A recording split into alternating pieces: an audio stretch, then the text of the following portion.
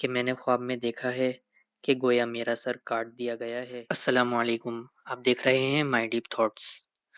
آج کی ویڈیو کا موضوع حضور پاک صلی اللہ علیہ وسلم نے حدیث مبارک میں ڈراؤنے خواب سے متعلق کیا ارشاد فرمایا ہے، وہ ہم اس ویڈیو میں جانیں گے۔ تو ویڈیو میں آگے بڑھنے سے پہلے اگر آپ چینل پر نئے ہیں تو چینل کو لازمی سبسکرائب کر لیں اور بیل آئیکن کو دبائیں تاکہ ہر آنے والی ویڈیو کی نوٹیفیکیشنز آپ تک پہنچتی رہے۔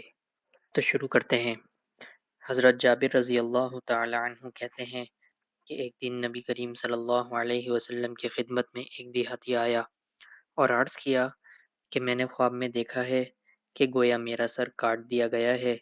حضرت جابر رضی اللہ تعالی عنہ کہتے ہیں کہ نبی کریم صلی اللہ علیہ وسلم یہ خواب سن کر ہنس دیے اور فرمایا، جب تم میں سے کسی شخص کے ساتھ خواب میں شیطان تماشا کرے تو اس خواب کو لوگوں میں بیان نہ کرے۔